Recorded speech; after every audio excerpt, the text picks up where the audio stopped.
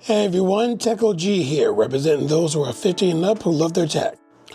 This video is going to be a comparison video between two of the best smartphones that I've ever purchased, and one of them I just made a complete review video on, and that is the Microsoft Surface Duo 2. Even though this is discontinued, this for me is by far one of the best designed, best usage smartphones I've ever used in my life. And that says a lot, because I've also had the really excellent Galaxy Note 20 Ultra, owned that a couple of times, had the Galaxy Note 9, that was a good phone, especially the fingerprint reader. I've had a number of phones, and not a lot of them I liked. A lot of them were okay, a lot of them were good, but I could not say a lot of them were the best that I've ever used. So this right here, definitely one of them. And the other one, this one won't surprise you, because I've done a video on this particular phone before, and I said that this phone is my phone of the year. That is going to be the Motorola Razr Plus 2024 version. Even though these phones are two pretty much completely different types of phones, I decided to pull up the spec sheet thanks to GSM Arena. Like I said, go to here. If you want to compare phones side by side, you can compare up to 3 phones at one time. But for right now, I got 2. And like I said, these phones are pretty much completely different. As you can see in the size, they're meant for, I guess you can say, the same type of phone. You can say you could put them in the same category, but they're different type of foldable phones. This one right here being foldable, this one has 2 separate screens, 2 separate large screens, and this one right here is just a flip phone where it's one large screen when you flip it open. And like I said, 2 different types of phones. So you're really not supposed to compare both of them, but I'm just comparing pretty much the processor and a couple of other things. So as you can see here, the Duo 2 came out in 2021. The Razr Plus came out in 2024. Now the first Razr Plus that turned a lot of heads, that one was made in 2023. The very first one that turned heads, and this one basically is the successor of that particular one. And between both of them, obviously this one is a lighter one, as you can see as far as ounces. This is 10 ounces, this is almost 7 ounces, so yeah, much lighter in your hand, much lighter in your pocket, and I could definitely feel it. As far as the display, this has a 90 hertz refresh rate. This has up to 165 hertz refresh rate. So because it's newer, you're gonna get better specs for the Razr Plus 2024 version. As far as the processor, this has a Snapdragon 888. This has a Snapdragon 8S Generation 3. From what I think I've read, this processor is comparable to a Generation 2 and other major flagship phones, but still, it's a much newer processor compared to the Surface Duo 2. This one came with Android 11 out the box. This one came with Android 14 out the box. Slightly better GPU. Neither one has micro SD card support. For internals, you can get up to 512 gigabytes of internal storage, if you can actually find it. And this one is just 256 gigabytes of storage.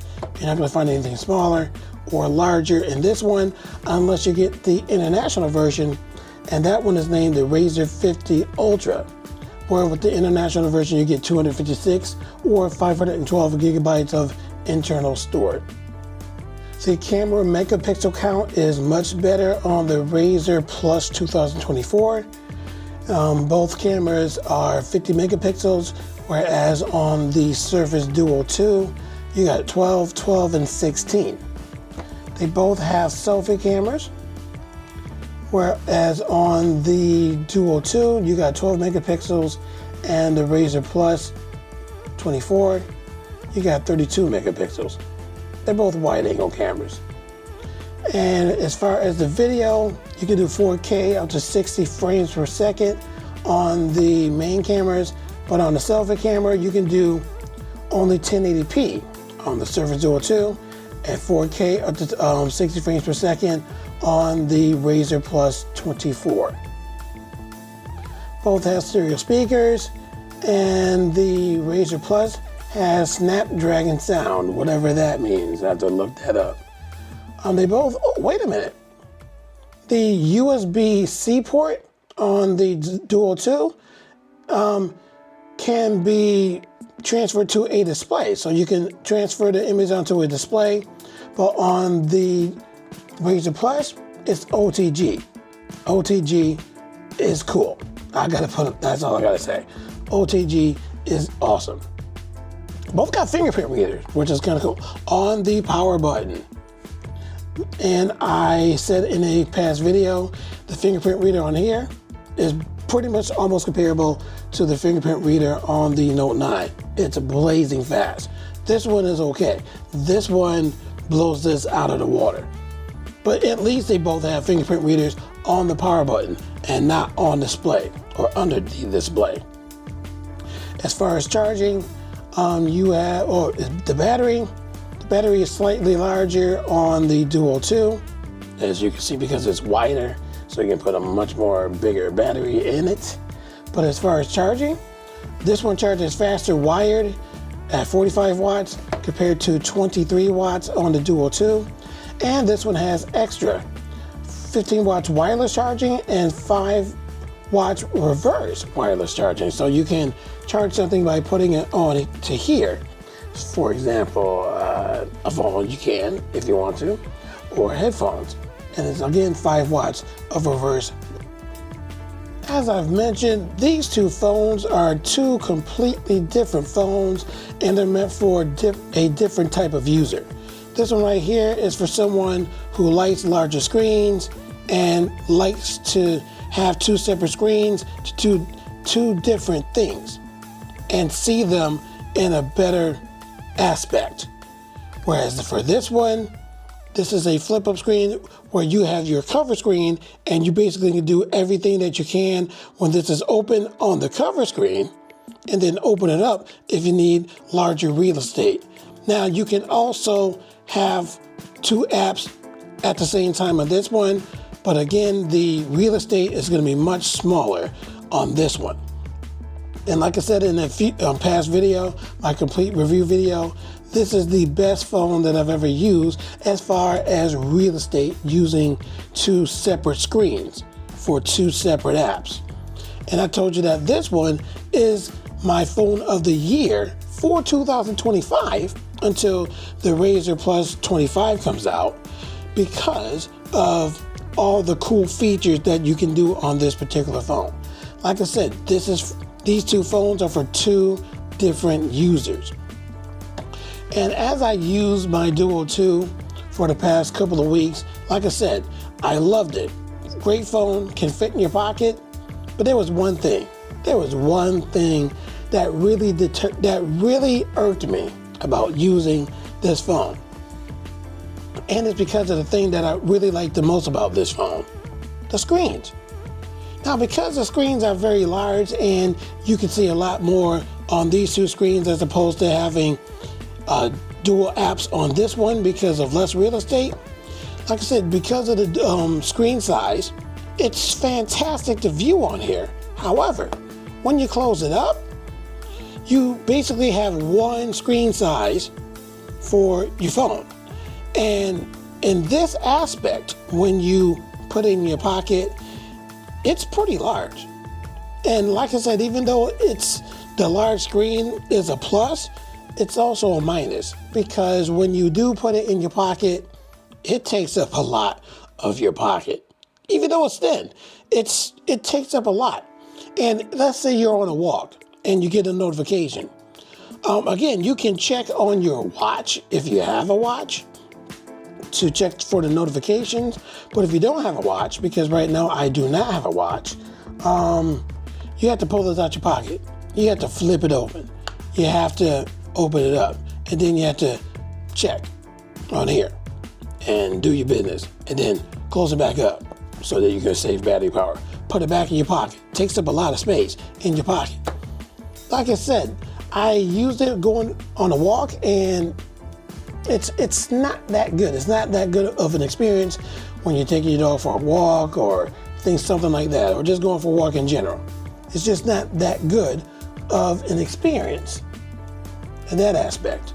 But for the Razr Plus 2024, this is cool because, again, you get a much bigger real estate when it's open, but when you close it up, you can use it. You can use it in this aspect. You can use it as if the phone is this small. That is awesome. I can't lie about that. This is what makes this one of the coolest phones to ever use from any company in 2025. Because you can slide it over, you can put your widgets on here, you got apps, and you can put any app that you have except for settings. And that's something that needs to be changed. I hope that is changed in a future update. I need to contact Motorola and let them know that I, in particular, like to use my settings. I like to tweak things, blah, blah, blah. You cannot get settings in this form factor. So when I look for settings, nope. No settings. 0 settings. When you open it up, you'll get it. But in this form, when it's flipped down and using a cover screen, no settings. Motorola, please put settings in an update on the cover screen, because I use it. And I always have to open the phone up to get the settings, blah, blah, blah, and then close it back up, get back to the cover screen. I like to use my settings, and I don't know why it's not there. It doesn't make any sense at all. Motorola, do you know why you didn't include settings when you use the phone and cover on the cover screen? So if there's a reason, please let your consumers know, because in my personal opinion, to have every other app except for settings doesn't make a lot of sense. So, but your phone is still great because, again, you can use the phone in cover screen mode and still use it fully functional, except for settings, in this form factor. So if you needed to check a notification, you can just look at the cover screen. You don't necessarily need a smartwatch for this. I mean, unless you want to use your smartwatch for exercise settings, things like that, you can do that. But you can check your notifications and even use your phone for exercise settings if you want to. Here's the best part. Because I'm always being innovative, this is a large magnet on this particular watch strap. I glued it on, and bam, my phone is my watch. My phone is my watch. So again, I can check my settings, check my messages, check the weather, check any app I want. Because again, this is a full-fledged phone in cover screen mode. Check Facebook, so while I'm on a walk, I can check my messages on Gmail, Facebook, Amazon, go to Spotify, get my music, switch my music on there, go to VLC, because I got music installed in the storage. So I got all kinds of music I can listen to. So just in case there's not a good signal for Spotify, I can listen to music that I've already have on my phone right here in VLC and be good to go. This phone right here, again, is my phone of the year. Even though this is the best phone I've ever used, don't get me wrong, great phone. But this is my phone of the year because of how versatile this is. I'm not gonna put this on my wrist. Check out how big that'll be. How many looks I'll get when I have something like this on my wrist? Nah. I mean, it's already worth enough to have your phone on your wrist to begin with. Might as well have one that's small. So like I said, the Razr Plus 24 is my phone of the year. This is by far the most versatile phone that I've ever used. Even over the Duo 2. this is still cool, still a great phone, but doesn't compare to the usage and versatility of the Razr Plus 2024. So both phones are great. And like I said, they're for two different types of users. And I thought that I was going to be the user for this one, but I can't lie. I use this a lot more than I use this on an everyday basis. So Dual 2, sorry, I'm back to the Motorola Razr 2024 version. This is it. This is the phone. I've already done review videos on this and the Dual 2, so you can check those out if you want to see and compare, you know, how I saw the two phones and the versatility and how I use them. But for right now, I'm back to my Razr Plus 2024 as my main phone for my everyday usage. And that's pretty much the end of my video, because right now I need to go take my dog for a walk. And I'm glad I got this one because, like I said, the user experience when going for a walk, much better on this phone than the Dual 2. So let me get ready to take my dog Max for a walk. And that's the end of this video. If you enjoyed this video, definitely leave a thumbs up. Subscribe to my channel if you haven't done so already. Tell your friends about my channel, and I hope to see you in my next video.